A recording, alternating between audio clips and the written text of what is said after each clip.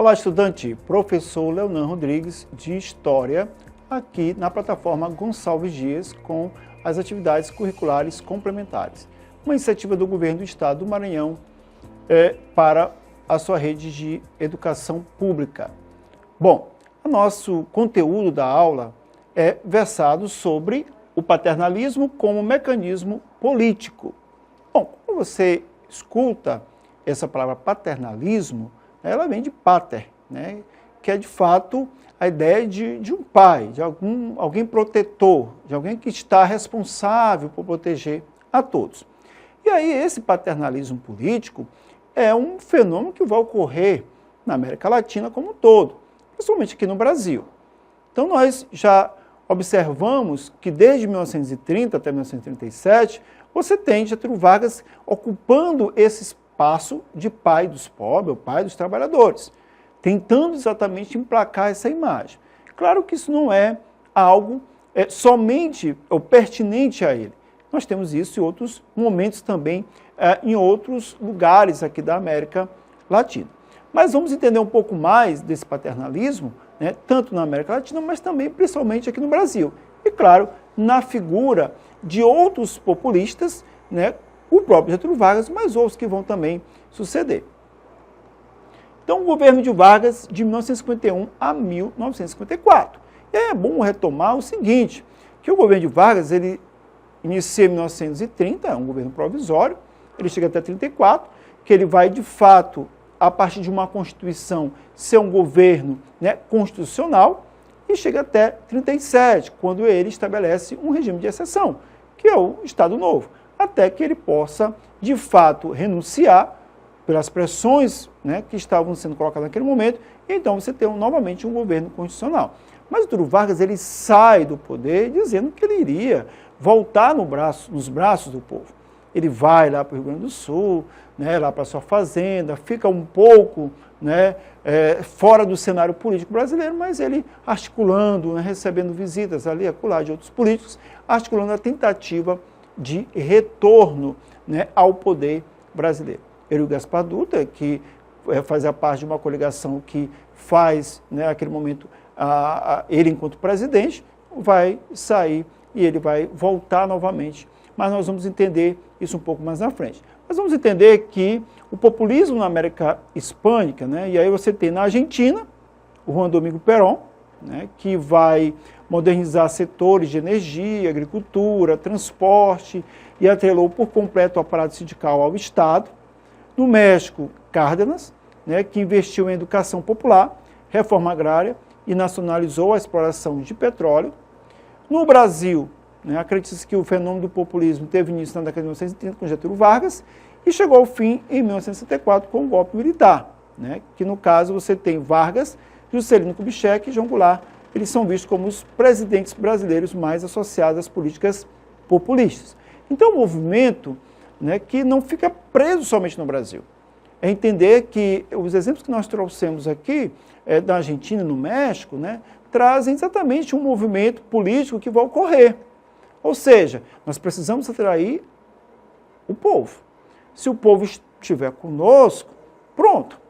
A ideia anterior, que era das elites somente comandar, embora elas continuem comandando, gente, tá? O cenário político. Mas essa ideia de alguns outros presidentes de ter a elite para o comando, né, dessas repúblicas, começa a mudar. Então é necessário que o povo, até porque você ampliou constitucionalmente a ideia de cidadão, e principalmente daquele que vota, principalmente daquele que escolhe. Então, a partir disso, eu preciso movimentar as massas, eu preciso chegar até elas, eu preciso me colocar enquanto protetor delas, aquele que vai fazer algo por elas. Por isso a ideia de paternalismo político, a ideia de que a minha imagem é associada ao bem-estar dessas pessoas, seja do trabalho, da alimentação, da educação, da saúde. E aí você vê, por exemplo, com Cárdenas, que institui uma educação popular, em um momento em que as pessoas, de fato, não tinham uma educação, né, gratuita, de qualidade, universalista. E aí você vai tendo a reforma agrária, que é a distribuição de terras, que isso, claro, não vai ocorrer aqui no Brasil, embora João Goulart tenta fazer isso, mas aí tem um golpe militar em 64. Então, esses políticos que estão colocados, Getúlio Vargas, João Goulart e o próprio Juscelino Kubitschek, né, que são vistos enquanto políticos mais populistas, mais paternalistas, dando aquela ideia de desenvolvimento, de nacionalismo, a ideia de ver para as classes menos favorecidas, né, para que elas possam, de fato, ter vez e voz nesse país enquanto cidadãos. Então, é importante entender essas categorias utilizadas, paternalismo, populismo, porque para você entender um pouco de onde essas pessoas saem, de onde essas ideias também se configuram enquanto, né, pilares aí dessa política brasileira a partir de 1930 até 64, quando a gente tem, de fato, uma ruptura novamente com a ditadura militar. Nós vamos entender um pouquinho mais sobre isso. O governo de Dutra, em 1946 a 1951, né, após a queda de Vargas e o término do Estado Novo, o general Eurico Gaspar Dutra foi eleito presidente do Brasil em 1945. Então, nesse mesmo ano, ele promulgou uma nova Constituição, que estabeleceu a autonomia dos poderes executivo, legislativo e judiciário, e eleições diretas e o fim da pena de morte. Mais uma Constituição, gente, mais uma Constituição. O Brasil tem várias Constituições, né? Então, cada um que entrava tentava fazer a seu molde. Bom, mas Eurico Gaspar Dutra, em 45, ele assume, né, quando Getúlio Vargas renuncia, e aí ele vai fazer as mudanças que Getúlio Vargas havia feito na Constituição de 37, né, de estabelecer até, por exemplo, a pena de morte. Então ele retira isso, restabelece os poderes do Executivo, Legislativo e Judiciário. Bom, mas isso não vai ser o suficiente para que ele pudesse manter ou até fazer uma sucessão presidencial. É importante entender que Eurico Gaspar Dutra ele vai enfrentar um problema, que é um problema econômico. Mas vamos ver um pouco mais sobre isso. Então, Dutra governava com controle sobre a classe trabalhadora, proibindo greves, intervindo em sindicatos. E, em meio à Guerra Fria, o presidente se aproximou dos Estados Unidos, rompeu laços diplomáticos com a União Soviética e baniu o Partido Comunista. Então, olha só, parece que a democracia, enfim, teria outros ares, mas não, começou a tutelar os sindicatos lá para o Getúlio Vargas, mas aqui ele começa a impedir essa função sindical de contrapor, né, aquilo que vinha diretamente dos patrões, né, para os trabalhadores, de tentar ter uma voz, né, de controle, de volta, né, a esse discurso dos patrões. E aí as greves eram proibidas, as manifestações eram proibidas, então, ou seja, Eurico Gaspar Dutra tentou também, claro, moldar essa classe trabalhadora, vamos dizer, querendo que ela não tivesse nem vez nem voz. Por isso ele vai, por exemplo, até mesmo se aproximar dos Estados Unidos, naquele período de Guerra Fria, né, que é só lembrando, que é o período em que os Estados Unidos e a União Soviética disputam o poder no mundo, né, isso é um assunto para uma outra aula, mas ele se aproxima dos Estados Unidos e por isso ele vai banir o Partido Comunista, que estava ali, por exemplo, muito voltado a essa movimentação sindical. Então isso faz com que ele cada vez mais está se afastando. Tá? Por isso que ele não é tido enquanto, né, dentro desses presidentes populistas, né, porque ele vai se afastando exatamente do próprio povo da classe trabalhadora. Né, mas isso, claro, vai implicar em outros momentos também para ele governando o país. E aí Vargas vai retornar, né, ao poder por meio de eleições diretas em 1950. Seu governo foi marcado por promover a expansão da indústria nacional, com a criação da Comissão de Desenvolvimento Industrial e do Banco Nacional de Desenvolvimento Econômico, BNDE. Então, todos esses problemas que o Eurico Gaspar Dutra vai enfrentar, aí começa alta inflação, desemprego, a economia não vai deslanchar, até porque ele se aproxima dos Estados Unidos. Os Estados Unidos, enquanto potência, ele não quer vender somente que o capitalismo é melhor do que o socialismo, mas ele quer vender também aquilo que ele produz. Então, nesse sentido, quando há, claro, né, a chegada da indústria norte-americana aqui no Brasil, isso, de certa maneira, inibe o processo industrial que sempre foi ali capengando, que nunca foi, de fato, colocado, né, como política de fato setorial, mas aquilo ali sempre é reboque, porque a intencionalidade dos países na qual o Brasil se relacionava era sempre de trazer esses importados, né, era de trazer a produção que estava sendo feita fora. E aí, olha só, aí a economia vai descendo, os problemas vão acontecendo, isso traz um certo saudosismo do tempo em que Getúlio Vargas era presidente. Então, aquele movimento querimista que lá no Estado Novo tentava manter Getúlio Vargas no poder, tentava mostrar que ele era o bom, que ele era realmente o pai dos pobres e dos trabalhadores, ele vai voltar agora em 1950 nas eleições diretas para presidente. E aí, de fato, ele saiu, lá em 45, dizendo que voltaria nos braços do povo, e de volta vai fazer isso. Por quê? Porque todo o processo político daquele momento ali faz com que Getúlio Vargas apareça como salvador da pátria, enquanto o pai, de fato, dos pobres. Queria retornar ao poder para que ele pudesse, então, fazer o que outrora ele não fez. Então vejam que como se vai se construindo a imagem desse político chamado Getúlio Vargas. Então ele assume em 51 e já começa uma agenda de desenvolvimento, criando exatamente bancos, criando companhias, criando as instituições para que mostre para a população que ele estava interessado no desenvolvimento do país, no nacionalismo, ou seja, de se afastar, claro, não das potências, porque isso não, politicamente não dava, mas tentar se afastar desses produtos e tentar dizer para a população brasileira que chegou a hora e a vez do Brasil romper esse atraso. Então, as várias políticas que ele vai, então, suceder nesse período são de desenvolvimentismo, são de nacionalismo, né, na intenção, de fato, de mostrar ao povo que ele voltou para trabalhar em prol da sociedade brasileira ou do Brasil. Vamos um pouco mais para frente. E aí você tem o nacionalismo, né? O BNDES é inaugurado, a Petrobras é criada como uma empresa estatal responsável pelo monopólio da exploração do petróleo nacional e a proposta de criação da Eletrobras, né, que é também apresentada. Então, isso são características do nacionalismo, aquilo que eu falei ainda há pouco, de dizer que ele estava interessado em desenvolver o país. Não está interessado em comprar coisas de fora, mas que sejam produzidas aqui dentro do país. Então, a criação da Petrobras, a Eletrobras, né, do próprio BNDES, mostram exatamente essa faceta nacionalista de Getúlio Vargas, a tentativa de até mesmo apagar aquilo que aconteceu lá em 1937, do Estado Novo, de aspiração fascista, né, de interesses, né, de fato, dentro de uma conjuntura, né, um pouco mais global, quando ele estava se aproximando do nazifascismo. Então, a ideia é de mostrar para a população que o Brasil vai no rumo certo, que ele vai agora deslanchar enquanto potência econômica e, claro, gerando emprego, gerando a oportunidade de compra de eletrodomésticos, depois você tem lá em 1950 de carros, ou seja, aparenta de fato que há um interesse, e aí você tem a ideia de paternalismo e de populismo também, de medidas que vão fazer com que o povo acredite mais uma vez em Getúlio Vargas. Em 1953, é decretada uma lei que proíbe a realização de comícios, greves e manifestações sem autorização da polícia. No mesmo ano, o salário mínimo é aumentado, equiparado ao salário do Exército. Olha a medida aí de aumento do salário mínimo, que regulava de fato os salários, e aí de todo, né, dos trabalhadores. Isso aí mostra exatamente claro, devido àquilo que se mostrava, as condições favoráveis que se mostravam, enquanto Getúlio Vargas tentava vender essa imagem mesmo populista. Então, olha, ele pega o salário mínimo equiparado do Exército.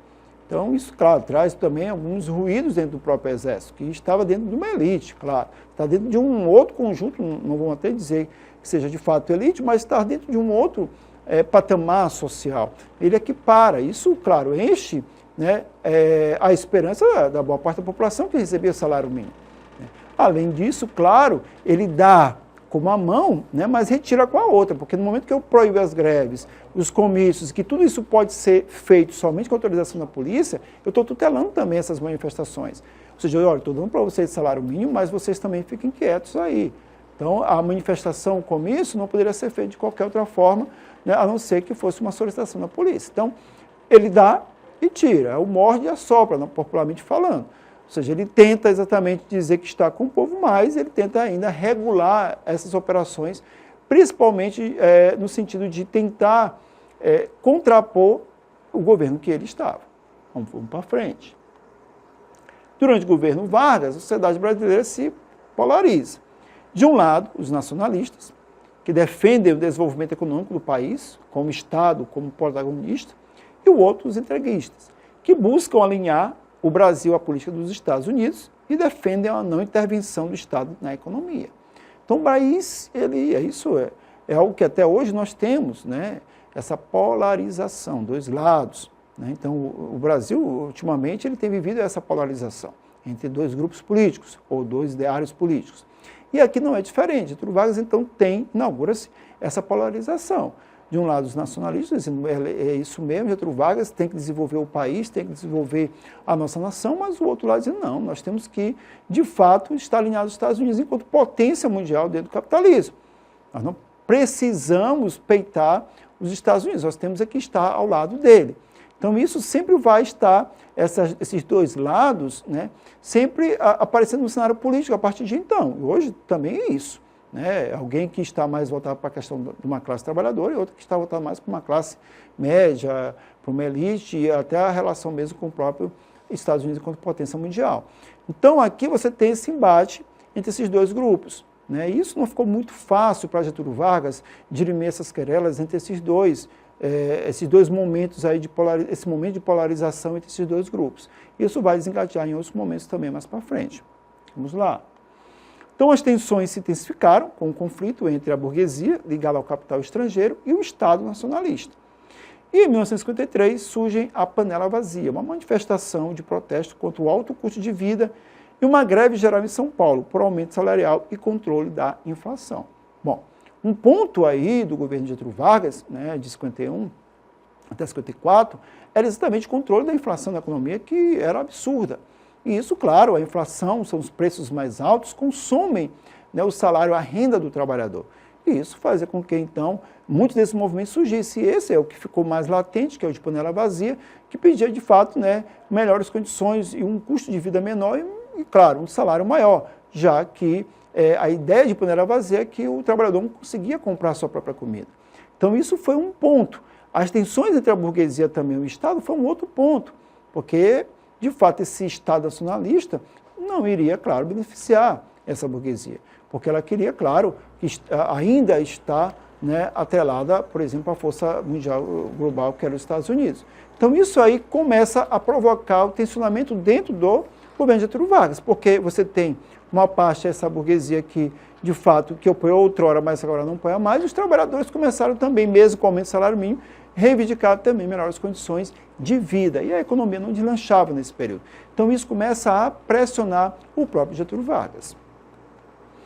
Em 1954, o aumento de 5% no salário mínimo gera protestos de empresários e da imprensa. E aí, em 5 de agosto de 1954, o atentado fracassado da Rua Toneleiros contra Carlos Lacerda, o principal inimigo político de Vargas. Olha só, o Getúlio Vargas, então, aumenta 5% do salário mínimo. E aí empresários, imprensa começaram a discutir, e Carlos Lacerda é o principal opositor de Getúlio Vargas. E começa, de fato, uma sequência, né, de matérias, sejam escritas ou transmitidas, né, contra o governo de Getúlio Vargas. E Getúlio Vargas, então, né, dentro do seu, vamos dizer assim, Estado maior, decide, então, tirar a vida de Lacerda como marinheiro e tal, lá da Marinha no Brasil, e na Rua Toneleiros, foi fracassado, Lacerda morreu, e isso provocou uma certa, né, ideia de que Getúlio Vargas, quando foi preso, um dos seus principais, assim, quem estava mais ligado à sua guarda pessoal, né, que foi indicado enquanto mandante, isso trouxe um escândalo para Getúlio Vargas naquela ocasião, né, de que ter mandado matar Carlos Lacerda. Isso chegou como aquela pá, né, de cal dentro do governo que já estava ali, né, tentando sobreviver diante das várias questões de inflação, economia e social também. E isso, claro, é um problema que Getúlio Vargas, infelizmente, não soube contornar. Mas Getúlio Vargas, então, vai para um outro lado. Ele vai sair de cena, como ele mesmo deixa na sua carta de testamento, e entra para a história. 24 de agosto de 1954, isolado politicamente, o Vargas comete suicídio deixando uma carta de testamento. Nós temos, então, aí uma notícia do jornal à tarde, onde diz que 200 mil pessoas foram ao enterro de Getúlio Vargas. Às 10 horas, levantou o voo avião conduzindo o corpo para São Borja, no Rio Grande do Sul, e o senhor Café Filho, né, é que vai assumir, então, a presidência do Brasil. Então, Getúlio Vargas, no seu carta de testamento, fala das várias pressões, dos vários problemas, e diz que ele sai da vida política e entra para a história do Brasil. E, de fato, entrou, e houve uma comoção geral do país, e tanto que esses 200 mil foram ao seu enterro, e ele foi enterrado, então, em São Borja. Termina-se, então, o que nós conhecemos na história como a Era Vargas. Bom, vamos para o nosso exercício. Enem 2021. Quando Getúlio Vargas se suicidou, em agosto de 1954, o país parecia à beira do caos. Acuado por uma grave crise política, o velho líder preferiu uma bala no peito à humilhação de aceitar uma nova deposição, como a que sofreram em outubro de 1945. Entretanto, ao contrário do que imaginavam os inimigos, ao ruído do estampido não se seguiu o silêncio que cerca a derrota. O evento analisado no texto teve como repercussão imediata na política nacional a reação popular, a intervenção militar, abertura democrática, campanha anticomunista e radicalização oposicionista. A resposta certa, gente, é a letra A, reação popular. De fato, os adversários de Getúlio Vargas pensavam que iriam silenciar o seu nome, mas não silenciaram, e até hoje nós estamos presenciando, estudando algumas dessas características de Getúlio Vargas nos nossos políticos mais contemporâneos, dos nossos presidentes e líderes mais contemporâneos. Bom, a nossa aula chega aqui ao final, mas você pode ampliar os seus conhecimentos com os materiais que estão sendo enviados, inclusive outras questões para que você possa responder. Não esqueçam, gente, de acionar o sininho lá da plataforma Gonçalves Dias para que você possa ser avisado das novidades, dos vídeos que são postados lá. Assim como também vá no Instagram e também siga a plataforma. Bons estudos e até a próxima.